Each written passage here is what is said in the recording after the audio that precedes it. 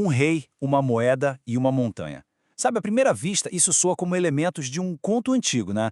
Mas, na verdade, em Mateus 17, a arqueologia e a história nos mostram que esses três elementos contam uma única e poderosa história sobre identidade e autoridade. É uma declaração que estava ali, escondida à vista de todos. Nossa análise de hoje começa com um mistério. Uma história que muita gente vê só como um milagre curioso, mas quando a gente olha de perto, nos detalhes, ela se transforma numa declaração política e teológica muito forte. E a chave para tudo isso está na moeda. Pois é, a história do imposto do templo é famosa por causa do milagre, mas o poder real dessa narrativa está no tipo de moeda que Jesus providenciou. É bem mais do que só um milagre. O texto original em grego menciona um stater. E olha, isso não é uma moeda qualquer não. Pesquisas identificam essa moeda como uma tetradracma de prata.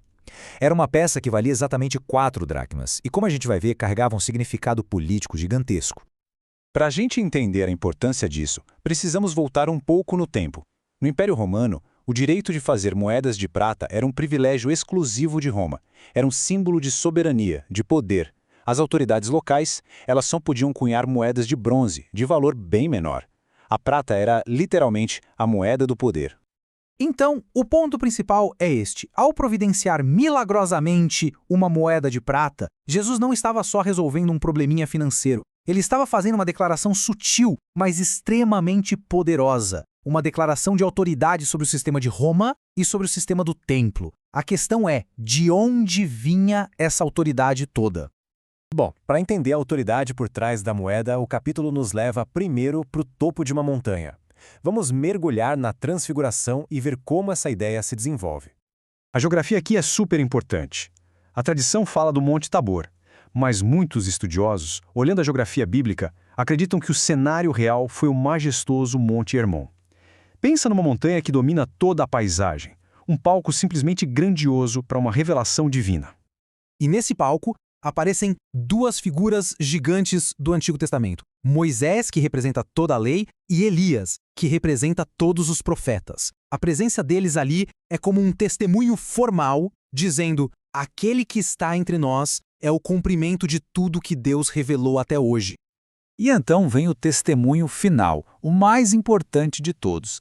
A voz do próprio Deus Pai ecoa, confirmando a identidade de Jesus de um jeito que não deixa nenhuma dúvida. É daqui, dessa confirmação, que vem a autoridade que a gente vai ver em ação lá na frente com a moeda. Mas a narrativa cria um contraste assim, dramático. Da glória divina lá no alto da montanha, a gente é jogado direto na luta, na fragilidade humana lá no vale. A cena que Jesus encontra é de desordem total. Uma multidão agitada, um pai desesperado e os próprios discípulos dele totalmente impotentes, confusos. A glória da montanha parecia algo muito, muito distante da realidade do vale. Jesus diagnostica o problema na hora.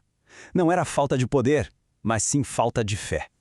Ele fala de uma geração incrédula, de coração endurecido, que precisava desesperadamente de uma fé que, mesmo que fosse do tamanho de um grãozinho de mostarda, poderia fazer o impossível. Isso nos conecta com a vida real daquelas pessoas.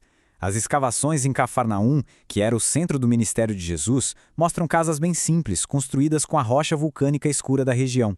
Eram pessoas comuns, vivendo oprimidas, que ansiavam por um libertador.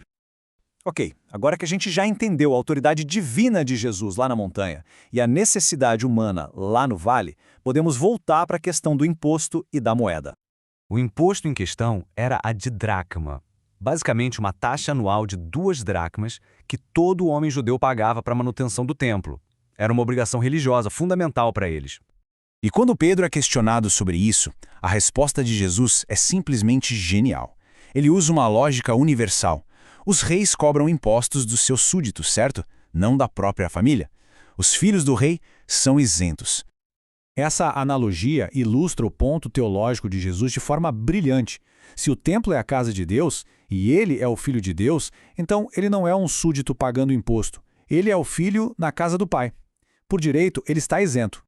Mesmo assim, Jesus decide pagar para não criar confusão. E é aqui que a escolha da moeda se torna algo extraordinário. Por que um stater? Por que não 2 moedas de didracma, por exemplo? Vamos só relembrar os números. O imposto era de 2 dracmas por pessoa. Simples, né?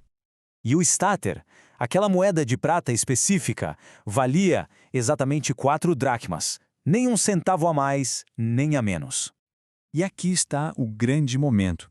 Com uma única moeda, Jesus providencia o pagamento exato para 2 pessoas, para ele mesmo e para Pedro. Num único gesto, o rei soberano paga não só a sua parte, mas também a do seu representante. É nesse ponto que a gente percebe como as 3 partes dessa história, a glória na montanha, a necessidade no vale e a provisão da moeda, se encaixam perfeitamente. Elas contam uma única história. O significado disso é muito profundo. O rei, que por direito não precisava pagar, escolhe, por vontade própria, se identificar com o seu povo e pagar a dívida por eles. É um resumo em pequena escala de toda a sua missão. O rei que se torna servo para resgatar os seus. Portanto, os eventos de Mateus 17 não são coisas isoladas. A glória na montanha e a moeda no peixe não são só historinhas. São peças de um quebra-cabeça que se conectam.